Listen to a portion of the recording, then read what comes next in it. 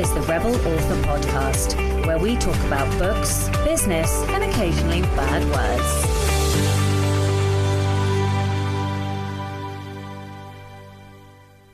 Hello, Rebels, and welcome to episode 143 of the Rebel Author Podcast. Today, I'm talking to Sandra Gerth all about how to write great beginnings. But first, to last week's question. And of course, there wasn't a question, but we do have some lovely comments, so I will read those first. So the question of the day on Instagram was, do you struggle with creating active and deeper settings? LJ Granger, author, said, amazing episode. This really helped me because I struggle with describing my settings. So this has guided me to better understand how to mentally go about it. I've also purchased her book on the subject and it should arrive today. That is awesome. I have read the active settings one and loved it. Meg Jolly, author, said, this was incredible. Went straight onto my favourite podcast episodes list. Such incredible insights and tips. Eliana West said, Mary is such an amazing teacher. And then author Sassy Cassie said, also great response to my question. Her books are golden references that I look at all of the time. So this week's question is, it's mid-year. I literally can't believe it, but it is mid-year. We are now heading towards winter. No! But we are.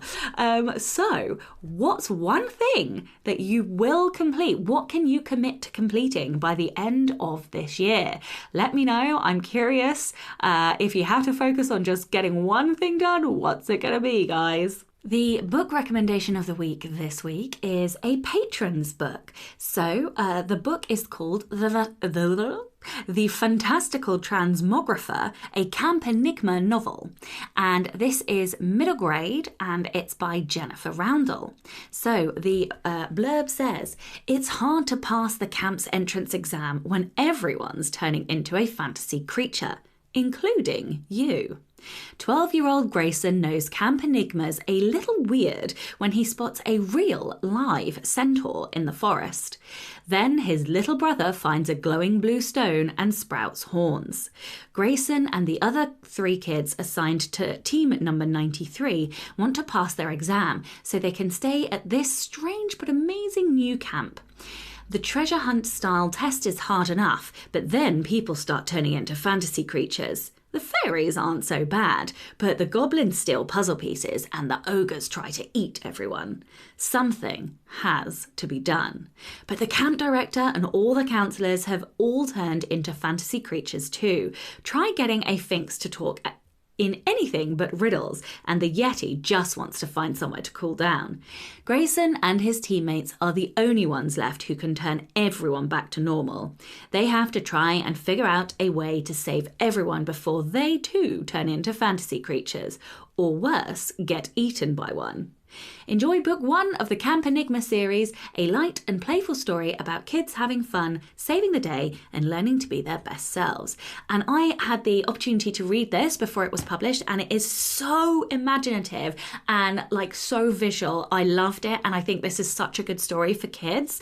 Definitely middle grade, full of just fun and joy. And just if you have kids in your life, go get a copy of this book. So, in personal update news this week, I spent the majority of this week catching up from a holiday. I finished off proofing and tweaking The Anatomy of a Bestseller. That book is now done. However, in typical me fashion, I have gone into a spiral of like paranoia and fear and anxiety about releasing it. So I have sent it to one more person to have a quick, a very fast speed read of the book, just to make sure that it just, I don't know. I don't fucking know. I don't even know what I need to know. I think I'm feeling needy and I need the reassurance that it's okay. It is, I'm sure it is. Like everybody that's read it so far has said it's great. So, but I'm just being a typical writer full of doubt. So yes, I have told the editor and they are on standby. So it will be going to them very, very soon. So I'm excited. I do have a launch date in mind. However, I am not going to announce that this week. I think I will announce that next week because I think I will probably have put the pre-order up by then. But I just want it... Yes, actually, I might put the pre-order up this weekend, so it will probably already be on pre-order by the time I get to next week's episode. But what that means is that finally, I get to work on the Scent of Death. So as of tomorrow, today is Thursday the 16th of June, and as of tomorrow morning, I will officially be in drafting mode again. I can't believe that. The breaks between books feel like they're getting shorter and shorter. I don't know if that's a good thing or a bad thing. It definitely means I'm doing less admin. And makes me happier because that's the bit that I really enjoy doing is the drafting. I fucking hate editing, or at least my own work anyway. So yes, I definitely enjoy spending a bit longer on the draft to make it cleaner so that the edits are easier for me. What else is going on? Oh, yes. So I'm now in monthly strengths coaching, and my coach has kind of laid a gauntlet, shall we say, of a challenge over the next month for how many words I can get. And I want to beat her, beat the goal, beat the challenge, so to speak, whatever we want to call it. And so... I don't think she listens to this, but I am absolutely fucking determined to do it. And I think I will be posting my daily counts on Instagram just to kind of like really wind myself up to give me the accountability and like the competitive challenge. So if everybody knows about it, there's no fucking way I will let myself fail. So yeah, I don't know. Oh, I feel a bit... Maybe I shouldn't have confessed to this. But yeah, if you see me desperately trying to get words, please encourage me, cheer, and hopefully I can be victorious at the end of the month. So essentially, I need to try and write as much as humanly possible before we go to South Africa towards the end of July. So end of July really is my deadline. I don't think I will get the book done. I think that's pretty unlikely. But we shall see how many. I'm not going to admit the actual word counts I need to hit because that might be too much pressure. But yes. So I think that's probably it from my end. I am mostly... Oh, no, it's not.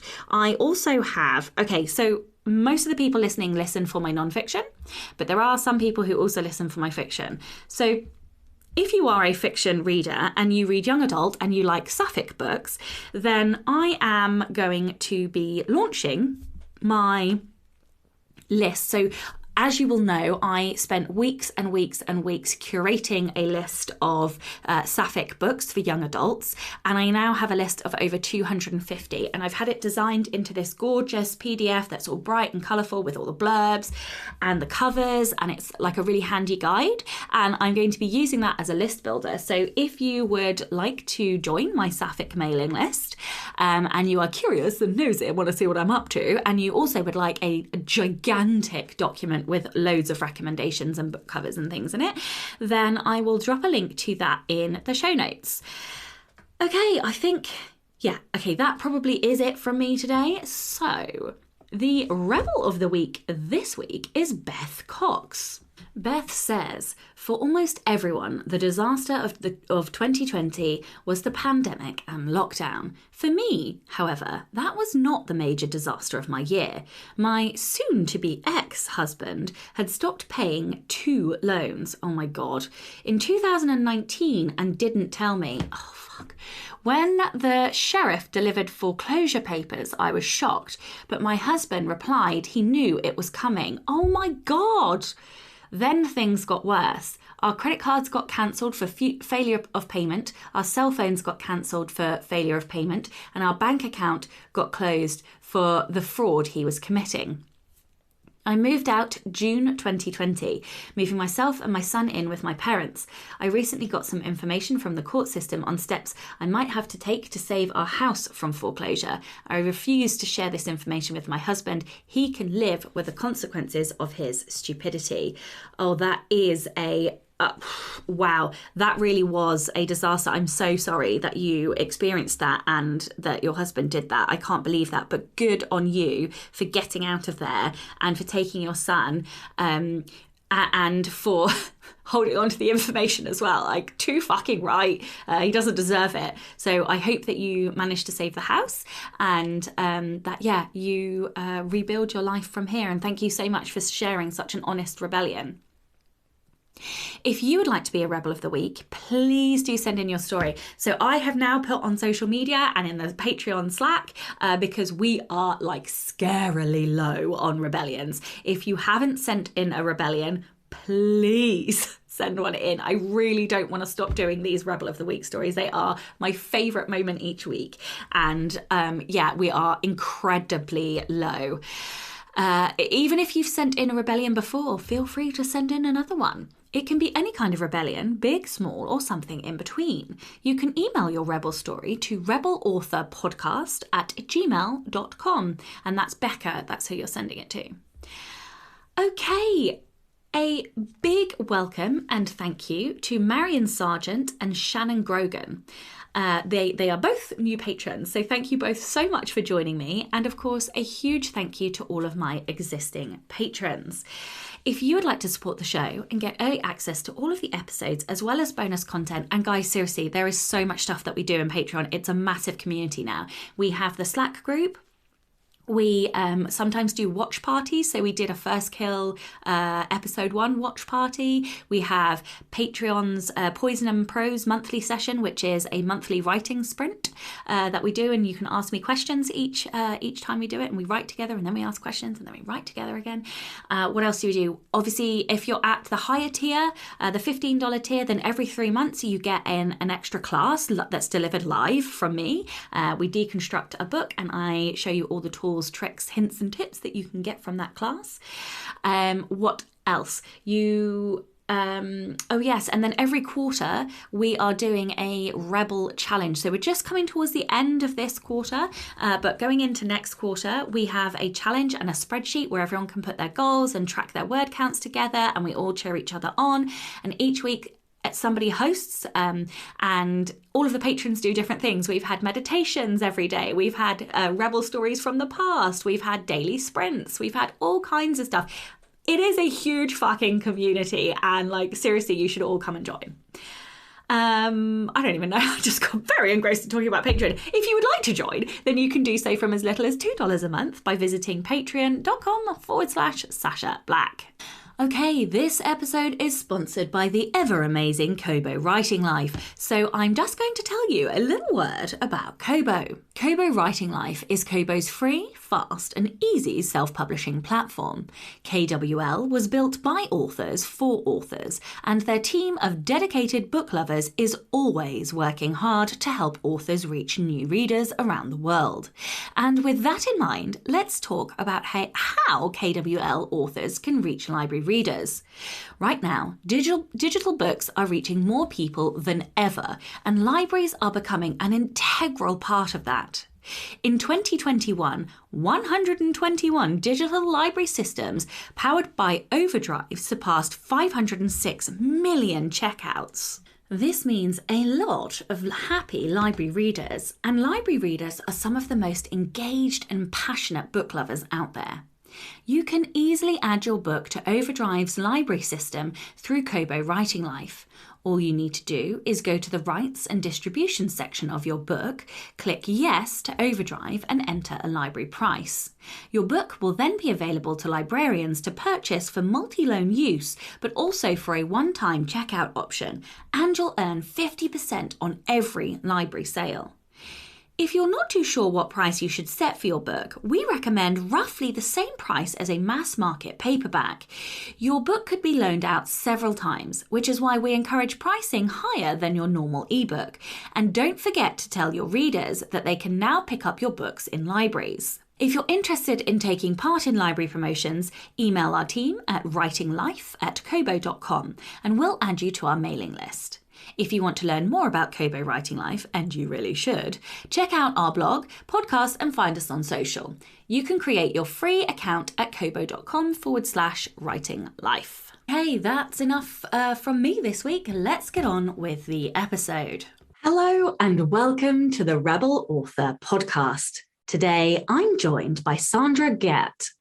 Sandra is a writer and editor who divides her time between writing her own books and helping other writers revise and polish theirs.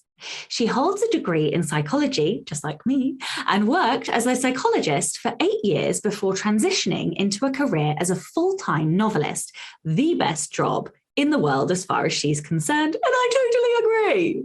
She earned a certificate in editing from the Academy of German Book Trade and is now the senior editor of Ilva Publishing, a small press that publishes LGBT plus fiction.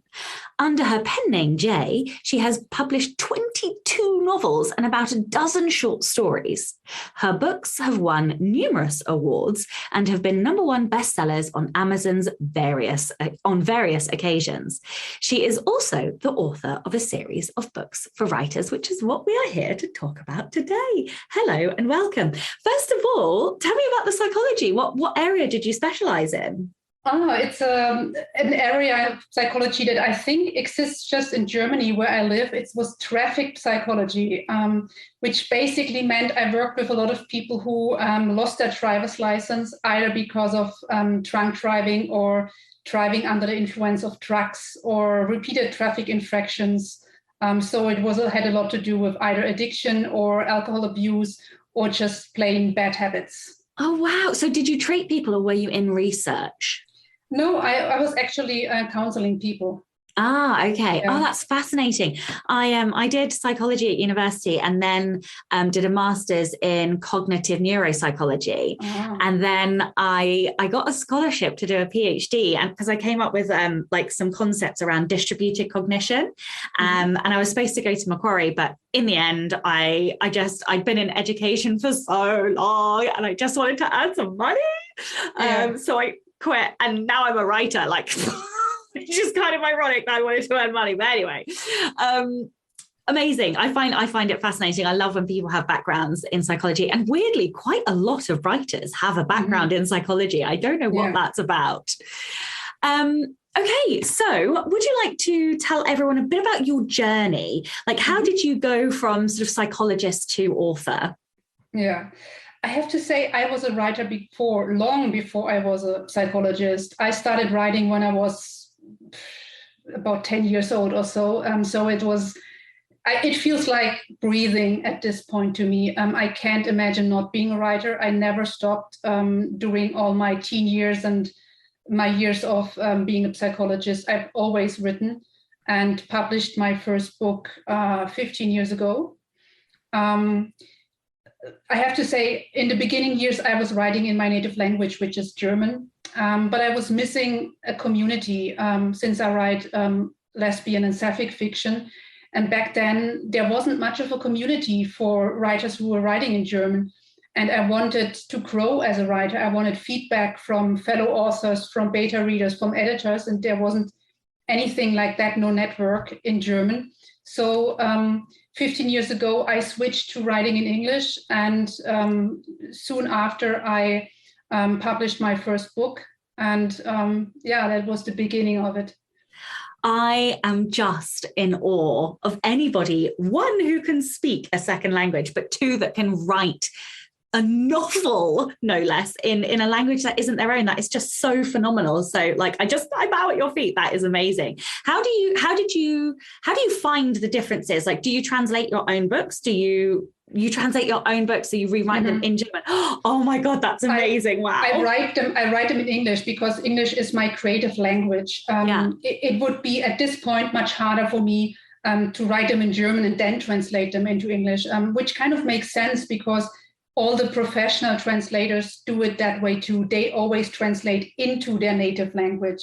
And so I think in English, all my research is in English, my plotting is in English, my writing is in English, my revisions, everything, my notes, everything is in English. I don't even think in German when I'm writing. And then only when it comes time to translate, then I'm starting to think, oh my God, we don't even have that word in German. And it's interesting. So out of curiosity, what language do you dream in? It depends. I have aphantasia. I don't know if you're familiar with that concept, which means that I I can't form mental images. Oh, yes. Actually, another guest earlier on actually said the same thing. It was the first time I'd heard it then. So when you dream, so what? Whoa. So what are your dreams like? Sometimes they have a visual element, but very rarely. I usually know what people are there, and I don't hear them or see them, but I just know. It's like, it's weird to describe because I don't know how you are dreaming. I can't really imagine what that would be like. I'm so fascinated. So most of the time I wake up and I know what I've been dreaming about, like knowing a summary of a plot, kind of. But I can't even really tell you what language it was in. Was it even any language? Sometimes I know because I remember a line of dialogue that I had with someone. And sometimes it's in English, like if I'm dreaming about some of my friends who are Americans, for example, or who are British, then I will dream in English. And sometimes it's German, and sometimes I'm not sure. So. Oh my God, your brain is amazing. This is so interesting to me. I find when somebody has a brain that works differently to me, I just find it so interesting. This is why I did psychology, clearly, but yeah, exactly. Okay, well, I think I've picked your brains enough about that. Let's talk about beginnings. I am very interested to hear your takes on this because my beginnings always change. And I know that horrifies some people who have to write linearly in order, but I do not do that. So I usually get about 70% of the way through a book and realize that there's something wrong with the beginning. Like literally every single book I've written, this has happened to me. So now I write the beginning, but I try not to place too much importance on it until I know the thing. Usually it's a location that changes, not always the scene. Sometimes it's a location. But how do you know when you've got the right beginning and what actually makes something the right beginning for your book? Well, I think, first of all, it's perfectly fine to go back and to revise the beginning, especially if you are more of a pantser and not so much of a plotter. So you're not planning the entire book already. Then you won't know what is the right beginning for your book until you come to the end. Because then you're getting to know your characters, your themes, what the book is about during the first draft. And only once you've written that first draft can you really know, is this the right beginning, or do I have to either scrap it entirely or kind of just a little bit of an adjustment? So I think that the most important part is to get it written and not worry too much about getting it perfect during the first draft. I've had a book where I ended up completely tossing away the first three chapters and writing something completely different because by the end of the book, it wasn't right anymore. And other books where I've changed very little and basically the first draft with a few adjustments were published. So it depends on the book. So what makes something a good beginning then? Like what, for you as a writer or in your experience of editing, like what lands a beginning and how do you know when somebody has not got their beginning right? I think it's two criteria that any beginning in any genre, any kind of fiction or even nonfiction has to meet. First of all, I always say that the beginning is a promise to the reader. It's like a contract. So your opening scene in particular has to tell readers, look, this is what kind of book awaits you if you keep reading. And it's not just, okay, this is the genre, this is the subgenre, these are the themes, but also the mood, the tone, and what emotions readers will experience when they're reading this book. Because especially fiction readers, they're not reading for the information, they're reading for the emotion. So is this book going to be lighthearted and will I laugh a lot, or is this really serious and it will make me think? Is this more of a fast-paced book or is it really slow? All of this is something that needs to be revealed in the first scene and in the first chapter.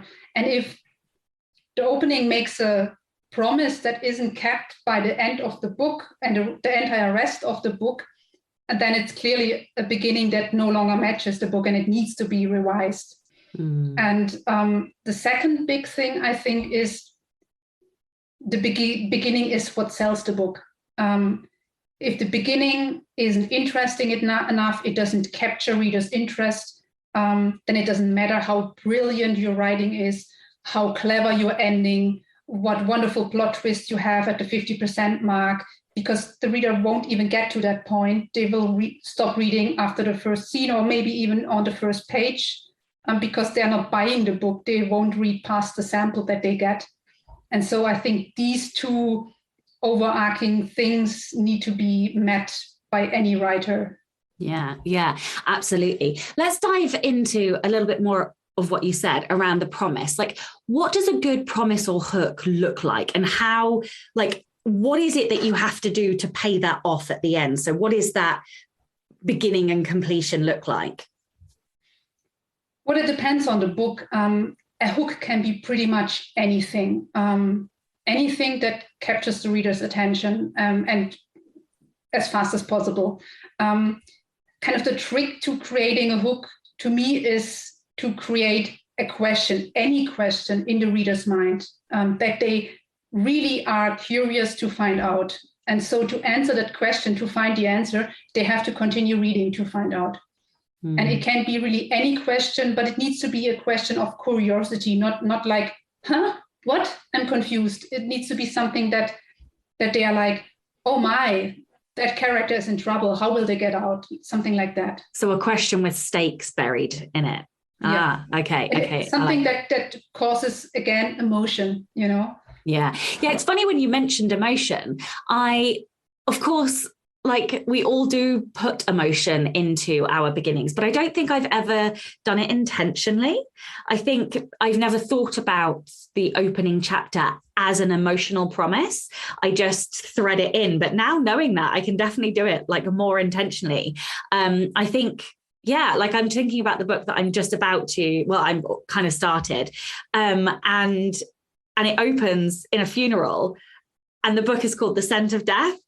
But like, now I know that it's an emotional promise as well. I think I might have to tweak a couple of things, because I can definitely set it up and like foreshadow some better emotions, I think. Okay, so in your book, you talk about prologues and flashbacks and flash forwards and so on and so forth. So I just wondered whether you could go over what each one is and why they either should or shouldn't be used early on in the story, because I know prologues are always a bit of a controversial topic for writers. So I just wanted to hear about that. Mm-hmm. So a prologue, to start with, that is a section of the book that is usually set apart from the rest of the book, from chapter 1, by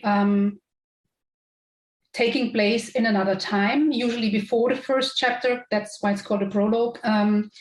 It can be months before, or even years, or in science fiction or fantasy, sometimes decades or centuries before it. And oftentimes it's also told from a point of view that is not the protagonists of the first chapter. And that already tells you a little bit of what the problem is with prologues. They are so completely different from the rest of the book that it's kind of hard to keep. What kind of promise are you making in the prologue is so different from what the rest of the book is like. It's a different character. As soon as the characters bonded with the character from the prologue, they are jumping ahead in time to a different place, different time, different character. And especially in the beginning of the book, that can be very disorienting and kind of confusing to readers. Plus, a lot of the time, I have to say, prologues are often not very well written, and they are just an excuse to kind of dump all the information on the reader that we as authors think, okay, this is what a reader has to know to understand the story. So it can be the backstory of the character, or speculative fiction is especially guilty of that. All the history of the world and the species and the religion, the history, the technology, the magic, anything. And so basically you end up with a lot of telling, which as an editor, I think a lot of editors are like, oh my God, I'm just gonna skip this. We were gonna take this out anyway. And a lot of readers do it too. There are readers who love it, but in general, a prologue can be, if you have it, you need to have a really good reason, and you need to be sure there is no better way to transport this information to readers. Yeah, I recently read a book which will remain nameless, but it had the first chapter called Chapter 1, which was actually a prologue. And I was so whiplashed by the end of Chapter 1. When we moved into Chapter 2, it then returned to the protagonist, but it had labeled Chapter 1, and we never again saw that character because that character was dead at the end of Chapter 1. And I was literally like, wait, what? Like, I felt so cheated because I was like, oh, this character's quite funny, maybe this is going to be enjoyable. And then the character dies at the end of the chapter, and then that's it. We then go to, and it really was a whiplash. So yeah, like if anyone listening is thinking of doing that, maybe don't do that. It makes you lose trust in the author. If they're killing off the one character, then you're like, oh, I'm not bonding with another one. Thank you. Yeah. And it's so true. Literally by the end of page 1, if the author has done their job and hooked you, given you some characterization on page 1 and a question that needs answering, you're already brought into that character. So to then remove that character completely, or it moves centuries on or whatever, and it not be from that character's point of view is jarring. So yeah, I completely agree. I'm not a huge fan of prologues either, I have to say. Also, because I don't know if you feel this, but I feel like Chapter 1 tends to be almost copywritten. It's very short, sharp. It's very clear. There's often like really quirky, like fun voice, and the author always works really hard on it. Prologues are not like that. They are literally like, I don't know, hyperbole and just like a dump of exaggerated, like whatever the author wants to say. So yeah, completely agree. Yeah. Okay, you talk about the 4 most common mistakes in your book that happen with beginnings. So I just wondered if you could go over those briefly with listeners and how they can like recognize the mistakes in their own work. Apart from not having prologues and a lot of flashbacks or flash forwards, which I just realized I didn't answer you. Okay, yes, sorry, I forgot too. I got very excited about prologues. Okay, so let's flash back to the flashbacks. I see what you did there. The other thing to avoid is similar to the problem of a prologue, is to start in the opening chapter or the opening chapters with a flashback. So basically you are starting in the present, but then very soon after you are jumping back in time to present a scene from the character's past.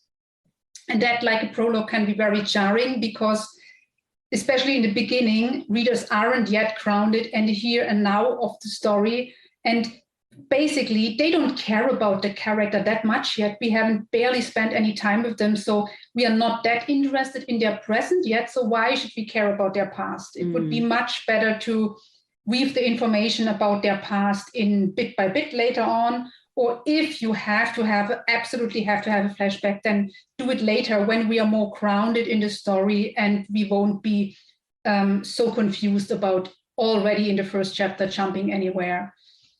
Same with the third type of scene that I tell people to avoid in the openings is a flash forward, which is similar to the flashback, just that we are jumping forward in time. So most often you get an opening that is a scene from later in the book, kind of like a teaser that shows you a really dramatic action scene or something like that from later in the book. And then we are jumping back, and the rest of the book up to that point tells you how did the character get to that point. And oftentimes that's just a sign of the author is aware that their opening is really boring.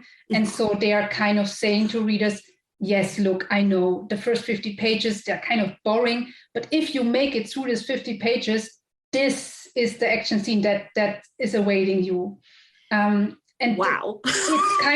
It's cheating a little bit. Like the better solution, of course, would be to work on the opening and to make it less boring, and not just take a scene from the middle or the end of the book and already reveal what's coming, and then go to the boring part. And it's not a good solution. Yeah, there's only you can only kind of get away with that, I feel like, in almost heisty or really action related type movies or books or stories, I suppose. Like, you know, if it's the last 48 hours, this is what happened kind of thing. Yeah. But even still, yeah, I do agree. I think you have to be really careful. Yeah. And also sometimes I have to be in the mood for that kind of story, because I don't reread because I don't like knowing what's coming. So to be told the ending, that kind of thing,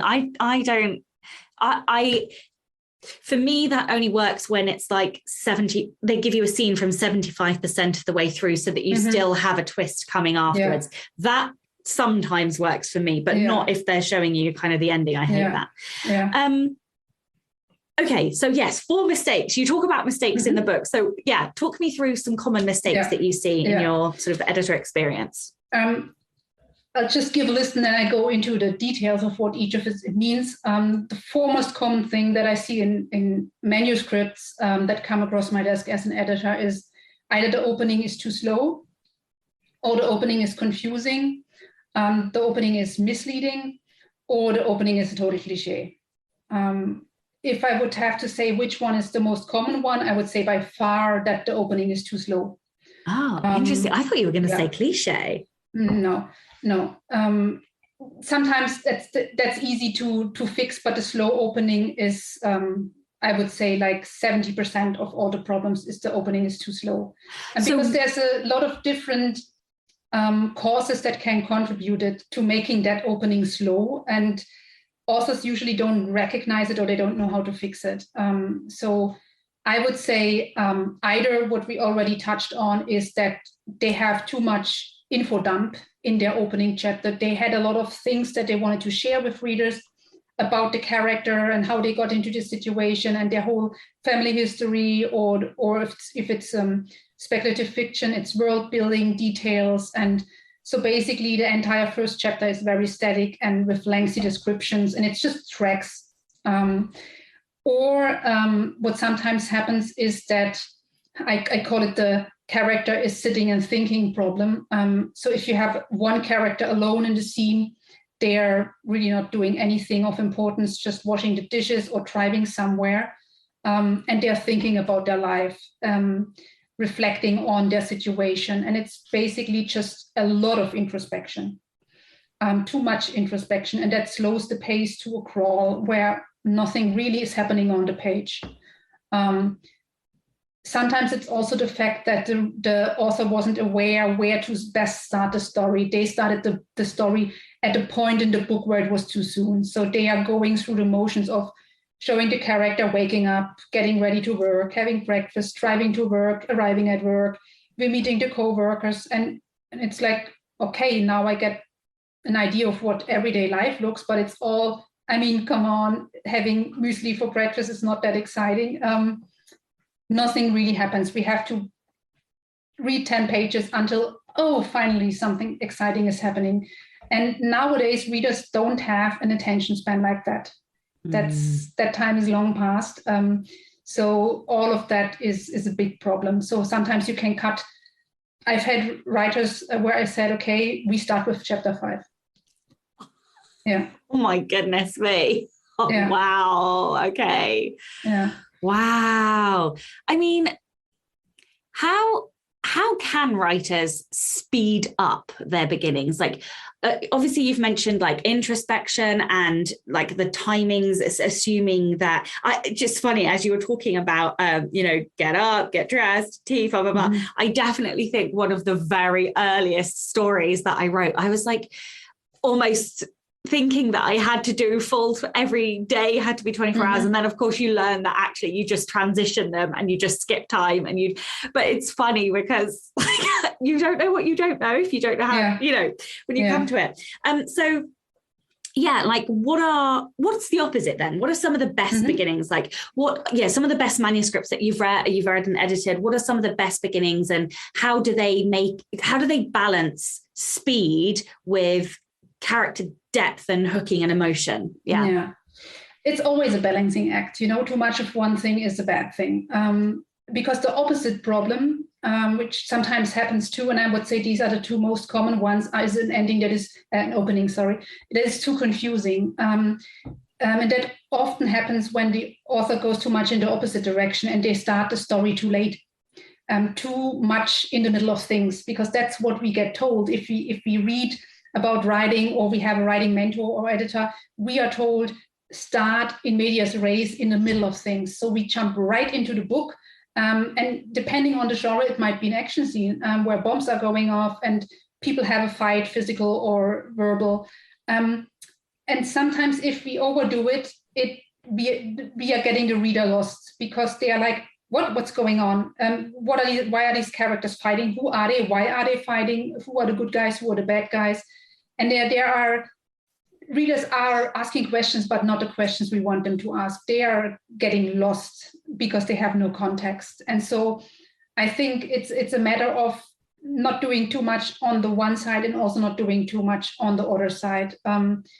Yes, start as close to the change, the inciting incidents as possible, but also give us a little bit of context that we know who is who, and we don't get overwhelmed in the action and getting completely lost. Yeah, I think it's a common problem, that one, with fantasy, because as well as trying to move their characters towards the inciting incident, they're also trying to establish rules or magic laws or I don't know, whatever. And so I have definitely read things where your language is just thrown at you without either with too much explanation or not enough explanation. Yeah. So yeah, I think that is a really good example. Okay, so what do you think are the most important things to establish in the opening chapter, and how can writers do that effectively? It's a lot of things, but luckily it's not just the opening chapter, it's basically the entire opening act. That some of it needs to happen in the opening scene, but with some you can take a little more time. So let's start with the most important part. I think establishing the main character is the most important thing. You had this book that you read where the person you thought was the main character was killed off, and then you felt cheated. So I think the best way to open the book is the very first scene, basically maybe even the first line, needs to start with the main character, the protagonist of the book. Because I always say that readers are a little bit like a freshly hatched bird. They will bond with whoever they come across first. And then they will assume this is the main character. Yeah, I have only seen one book that hasn't done that and pulled it off, which is The Book Thief. Where Death is the narrator but not the protagonist, and that book still blows my mind, because I don't really know how Marcus, I don't know how to pronounce his surname, did it, but yeah, that's the only book I've ever seen that has managed to pull that off.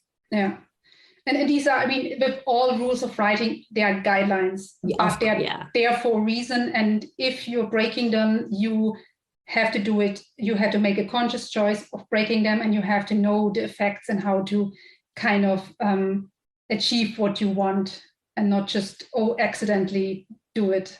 Yeah, because then unless you can tell, I think, as an editor, when somebody has done something intentionally and then accidentally like broken a rule, because it never ever pays off if you've done it accidentally. Yes, sorry. Anyway, I interrupted you. No problem. So the main character, the protagonist, has to be established as soon as you can.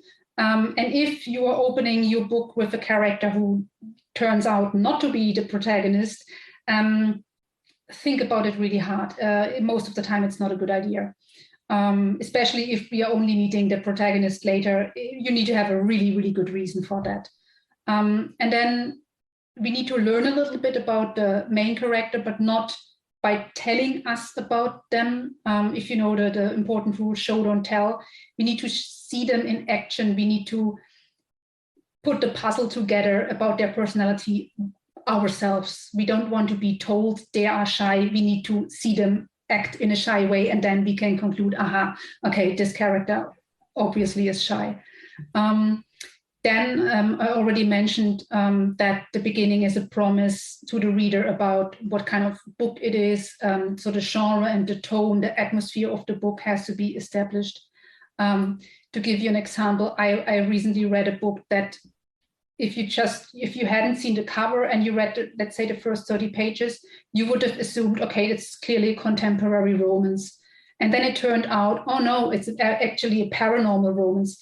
But the fantastical elements only started showing up by page 30.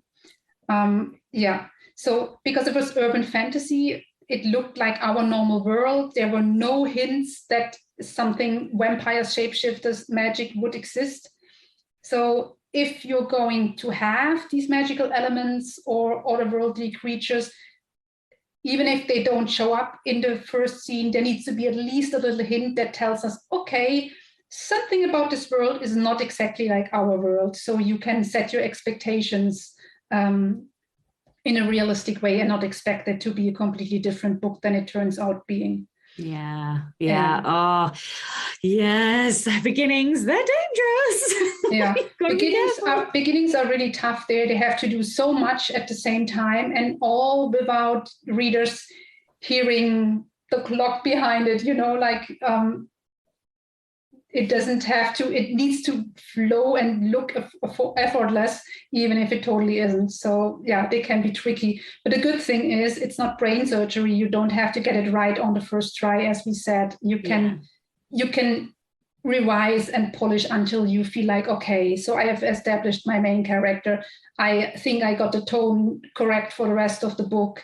And then you can go over the entire list. Like I would also say, the opening needs to establish the place and the time, because if readers don't know, is this like a little town? Is this a big town? Are we in the present? Are we in the past? Is it winter or summer? Is it daylight or not?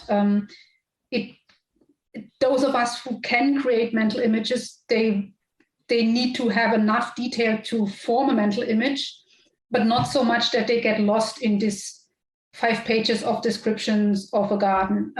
So I would say pick a handful of details that are really important, that are vivid enough, and then try to see if you can have multiple senses and not just sight, but maybe also under more intimate senses like touch or smell, and pick vivid ones that have meaning to the point of view character, because not every character would notice the same things. And if they enter a setting, and then try to also establish the point of view as early as you can.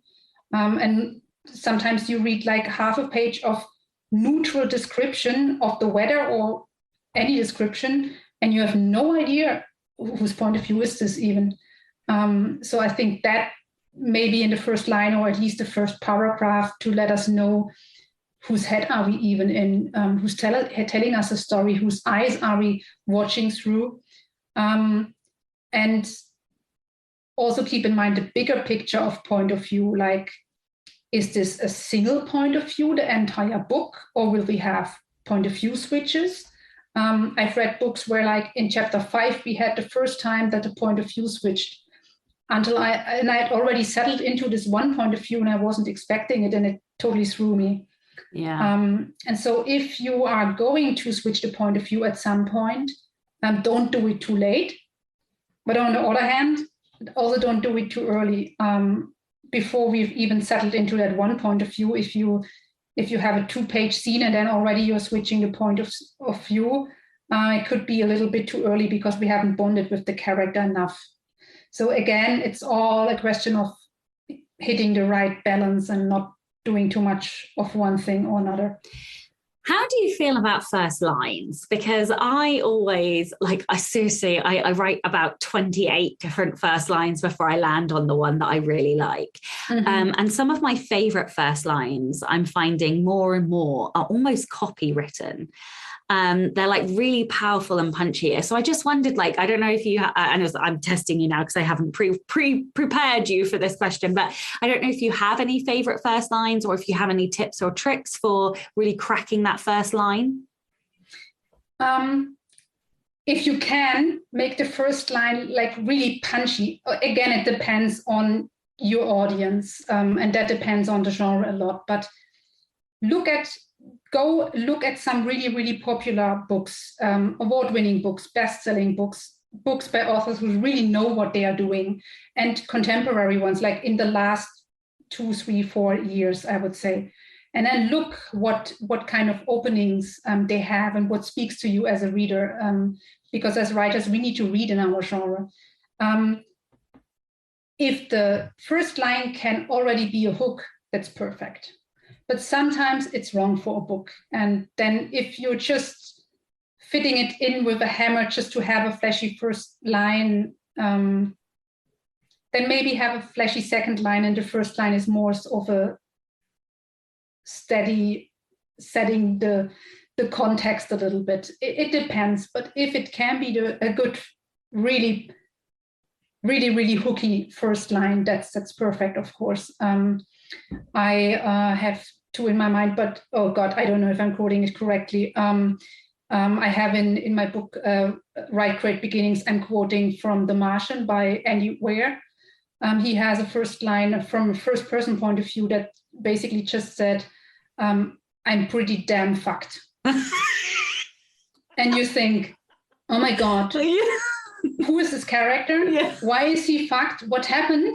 And is he gonna get out of that problem? Yeah, is he gonna get unfucked, basically? Yeah. Exactly. And if you know the book or the movie, you know that the entire movie is him getting out of being fucked, so to say. So that's kind of a very good first line, because immediately you start asking the right questions and reading the next line to find out. And by the time he solves the first problem, he runs into 3 others. And so you keep reading. So that's perfect. Yeah. I love that one. Yeah. So, but it depends on the book. I mean, if it's not a flashy book and you don't have a strong opening scene where a lot of action happens, maybe it doesn't need to be like that. But any kind of question, any kind of hook you can raise. And of course you should, even if we said in the first draft, don't spend too much time on the first scene, but in the revisions, you need to spend a lot of time. The opening scene is the most important, and the opening line is really important, and the opening paragraph.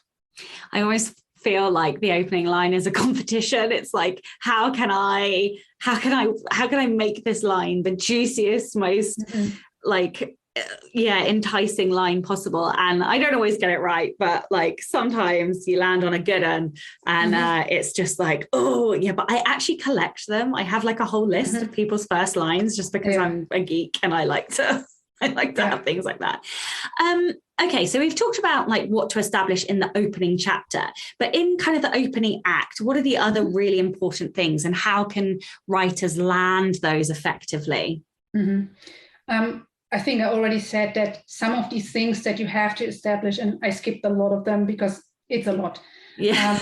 Like the character's goal, the character arc that they have to go through. All of that is not just limited to, you have to establish it in the opening chapter. The traditional story structure, to back up a little and to explain what is the first act, is everyone knows that any book, any story, any movie is 3 parts, the beginning, the middle, and the end. And the first act is the beginning, all the setup, basically, before the main action of the book can start. And a lot of these things that you need to establish will be in the first chapter, but some of them can be a little later in the opening act, like the big story goal that the character has, like in crime fiction, it might be solving a case or getting a promotion or saving the family business. Sometimes you won't establish it in the first chapter, but then you do it a little later in the first act, all depending on the story. But to help you structure the first act a little bit, there's a framework, and it's really just a framework. It's not like ABC, but it's a framework that is supposed to help. It's helpful to know that within the first act, there are common elements that you will find in pretty much any story that you can think of across all genres. And usually stories open up in the ordinary world, which is basically the character's normal life, how it looks before that big event happens. And in the past, authors had all the time for several chapters to tell you all the details of the family history. And long gone. Yeah, that's the problem with the classics, if you try to copy them, they wouldn't sell nowadays because readers have different expectations regarding their entertainment. So nowadays in most genre, it really makes sense to keep the ordinary world part relatively short, give us a little glimpse. Okay, who is this character? How do they live? What's their personality? And then move on relatively quick to the next part of the first act, which is what we call the inciting incident. And if you follow the hero's journey, it's also called the call to adventure, which comes from fantasy and adventure stories. This is basically an event that challenges the ordinary world. So something is happening that forces the main character out of their comfort zone. Usually it's a problem that they are faced with that they have to solve,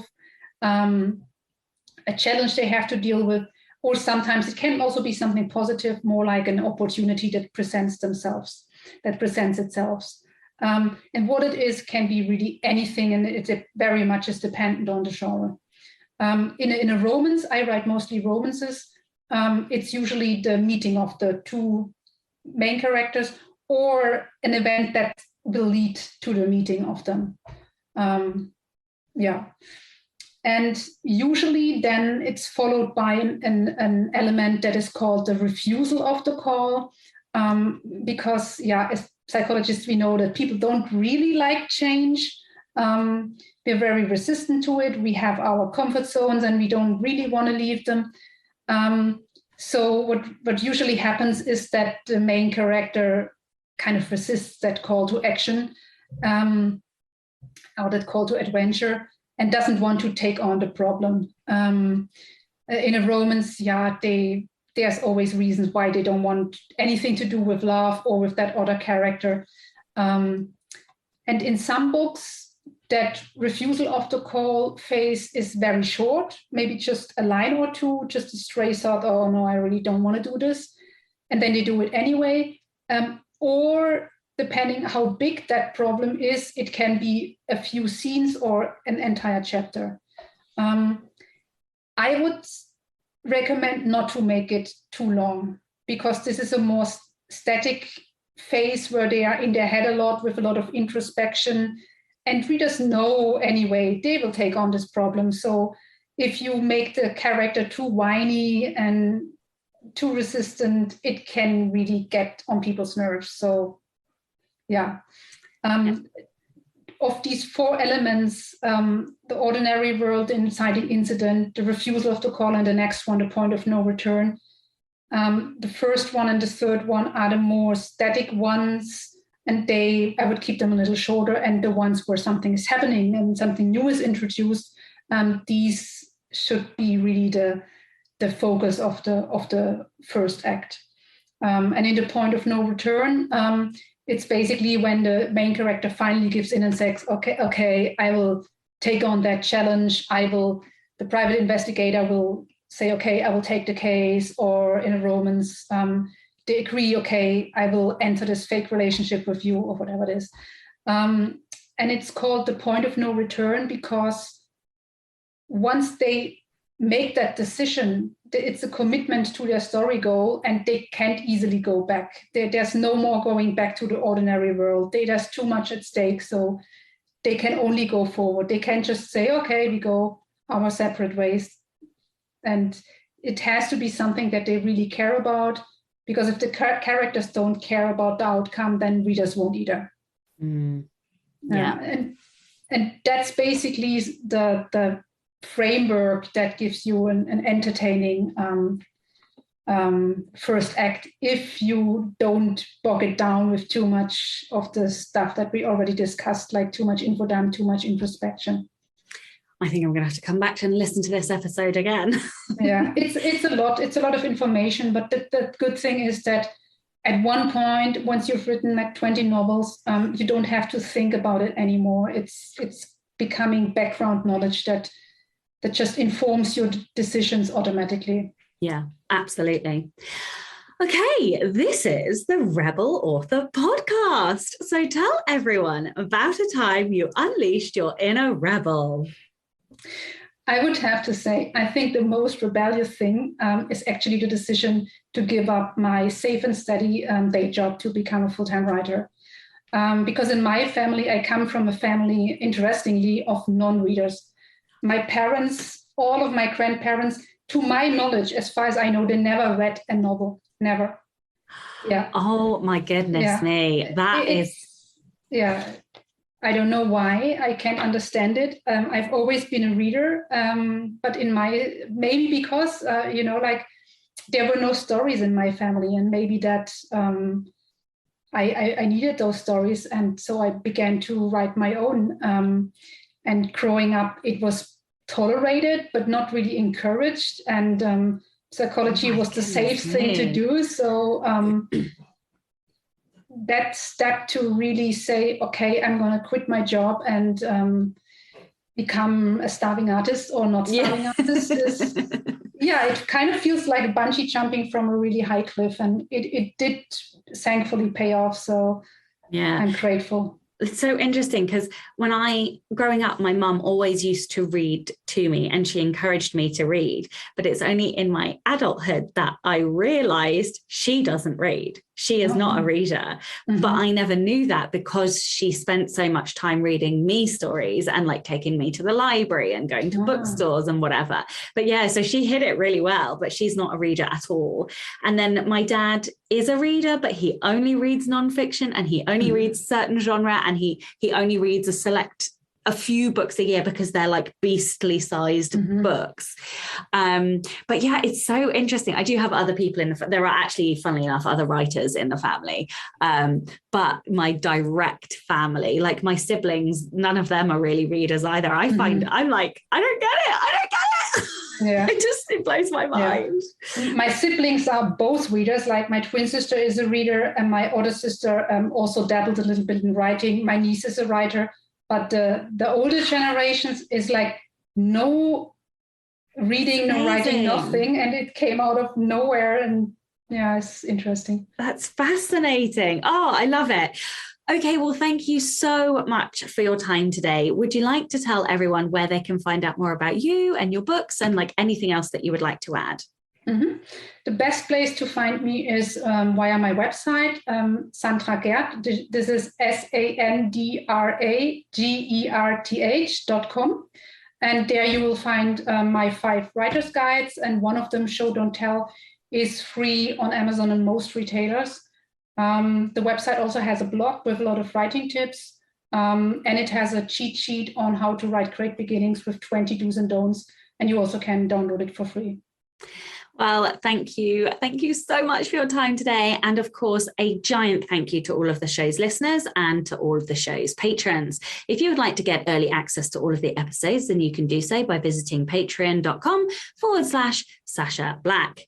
I'm Sasha Black. You were listening to Sandra Gerth, and this was the Rebel Author Podcast. Next week, I'm joined by one of my in real life writing friends, Meg Cowley, and we are going to be talking about how she manages multiple successful genres, as well as being a mum and having a ton of responsibility. So yeah, that one's going to be a bit more of like a life one, like how do you do it, juggling and managing different marketing methods and different audiences and all of that good stuff. So join me next week for that.